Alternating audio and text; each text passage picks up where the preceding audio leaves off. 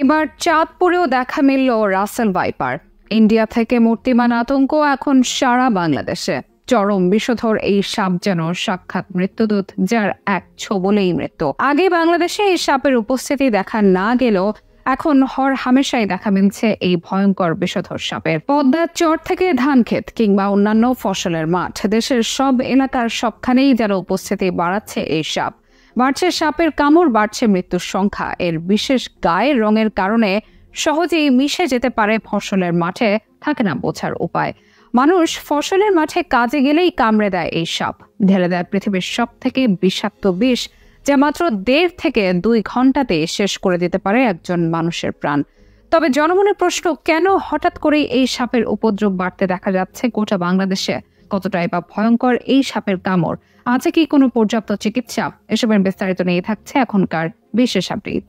গত 6 মে বিষধর রাসেল ভাইপারের দংশনে রাজশাহী বিশ্ববিদ্যালয়ের এক শিক্ষার্থীর মৃত্যু হয়। সেদিন সন্ধ্যায় পদ্মার পাড়ে তাকে সাপে দংশন করে। রাজশাহী মেডিকেল কলেজ হাসপাতালের আইসিইউতে চিকিৎসাধীন অবস্থায় সেদিন রাতেই তার মৃত্যু হয়। পদ্মার চরে যে রাসেল ভাইপারের উপস্থিতি আছে সেটি গত বছরই খবর আসে, কিন্তু নতুন খবর, ভয়ঙ্কর এই সাপ পৌঁছে গেছে দেশের দক্ষিণ অঞ্চলেও। এবার এটি দেখা মিলল চাঁদপুরেও। তখন থেকে জনমনে প্রশ্ন, তবে কি রাসেল ভাইপারের উপস্থিতি এখন গোটা বাংলাদেশেই? রাসেল ভাইপার বা চন্দ্রপোড়া সাপ পশ্চিমবঙ্গ ও বাংলাদেশের জন্য একটি বিলুপ্তপ্রায় দুর্লভ সাপ হিসেবে জেনে এসেছে মানুষ। বিগত বছরগুলোতে খুব কমই দেখা মিলত এটি পশ্চিমবঙ্গের বেশিরভাগ জেলার গ্রাম অঞ্চলে ভয়ের অন্যতম কারণ। আগে শুধুমাত্র বাংলাদেশের রাজশাহী অঞ্চলে এ সাপ পাওয়া গেলেও বর্তমানে এরা পদ্মা নদীর তীরবর্তী জেলা ও চরসহ নদী পথে সারা বাংলাদেশে বিস্তার লাভ করেছে, যার সর্বশেষ উদাহরণ হলো চাঁদপুর। এখন এই জেলার আশেপাশেও এই সাপের উপস্থিতি বাড়বে বলে আশঙ্কা স্থানীয়দের। শুধু বিশ্বের ভয়ঙ্কর দিকে নয়, স্বভাবগত দিক দিয়ে অন্য সাপের থেকে ভিন্নতা আছে। অন্যান্য সব মানুষকে এড়িয়ে চলার চেষ্টা করলেও এই সাপটির স্বভাব কিন্তু ঠিক তার উল্টো। তাই প্রতি বছরে উল্লেখযোগ্য সংখ্যক মানুষ এই সাপটির কামড়েই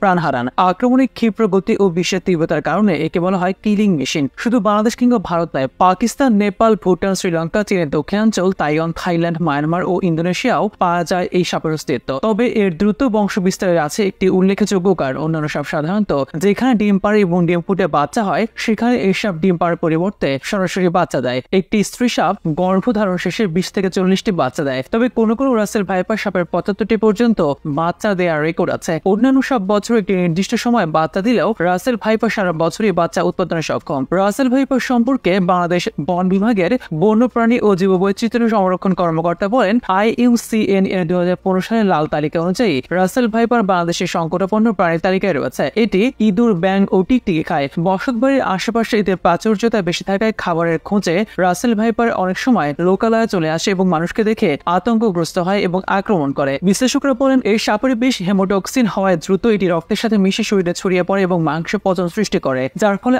আক্রান্ত ব্যক্তির মৃত্যু হয়। সাপটির কবল থেকে বাঁচতে সচেতনতাই সবচেয়ে কার্যকর পথ। সাপে কাটা মাত্রই কোনো ওঝা নয়, বরং হাসপাতালে নিয়ে যাওয়ার পরামর্শ স্বাস্থ্য বিভাগের। কেননা রাসেল ভাইপারের প্রতিষেধক বা অ্যান্টিভেনম তৈরি হচ্ছে চট্টগ্রামে। এর মধ্যে অগস্ট মাসে প্রথম দফা পরীক্ষামূলক প্রয়োগও সফল হয়েছে। বিষধর রাসেল ভাইপারের কামড়ে আর মৃত্যু নয়, দ্রুত নিকটস্থ হাসপাতালে গিয়ে অ্যান্টিভেনম নেওয়ার মাধ্যমে সুস্থ হয়ে ওঠা সম্ভব। তাছাড়া এই সাপের কামড় এড়াতে ফসলের মাঠে গমবুট পরে যাওয়ার পরামর্শ দিয়েছেন কৃষি বিভাগ।